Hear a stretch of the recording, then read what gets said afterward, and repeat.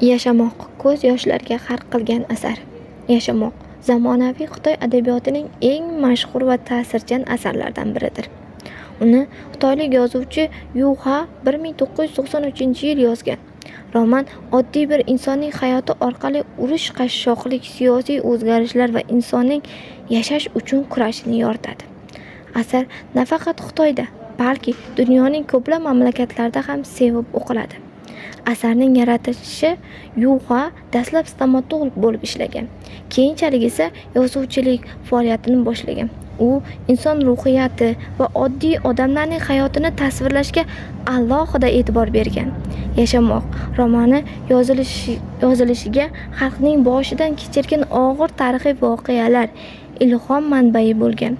Muallif bu asar orqali tarixiy voqealarni emas, balki o'sha voqealarni inson taqdiriga qanday ta'sir qilishini ko'rsatishni maqsad qilgan. Asar sujet. Roman hikoyachi tasodifan qishloqda keksa dehqon Fugyu bilan uchrashish bilan boshlanadi. Fugyu o'z hayotini boshidan oxirigacha hikoya qilib beradi. Fugyu badavlat oilada tug'ilgan, yoshligida u mas'uliyatsiz, boylikka o'rganib qolgan yigit bo'ladi. U qimor o'ynashga mukkasidan ketadi va oxir-oqibat ota-bobosidan qolgan barcha yer-mulkini boy beradi. Natijada oilasi qashshoqlikka yuz tutadi. Shundan so'ng Fugyu og'ir mehnat bilan kun kechira boshlaydi. Turmush o'rtog'i Jiashen unga sodiq qoladi va barcha sinovlarda yonida bo'ladi, ammo ularning hayoti tobora murakkablashadi. Fugyu fuqarolar urushi davrida majburan armiyaga olib ketiladi. Urushdan omon qaytganida esa oilasini yanada qashshoqlik va yangi siyosiy o'zgarishlar kutayotgan bo'ladi. Keyingi yillarda uning o'g'li, qizi, kuyovi, nabirasi va turmush o'rtog'i turli sabablar tufayli vafot etadi. Har bir fojia Fugyuning qalbiga og'ir zarba beradi, biroq u yashashda davom etadi. Chunki inson hayotining qadrini faqat yo'qotishlar orqali chuqurroq anglay boshlaydi. Roman oxirida Fugyu yolg'iz qoladi. Uning yonida faqat bir ho'kiz bo'ladi. U ho'kiz ham Fugyu deb ism qo'yadi.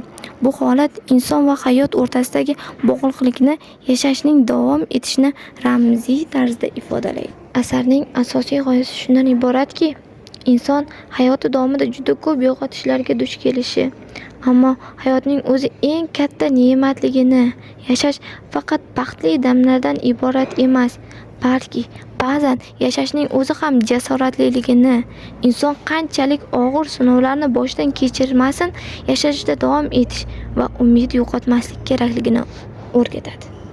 Asar so'ngida shuni xulosa qildimki, Yashamoq romani insonning hayot yo'li, qilgan xatolari, yo'qotishlari va sabr-toqati haqida hikoya qiladi. Fugyuning taqdiri orqali Yu Ha shuni ko'rsatadiki, insonning haqiqiy boyligi mol-dunyoda emas, balki yashash imkoniyatining o'zidadir.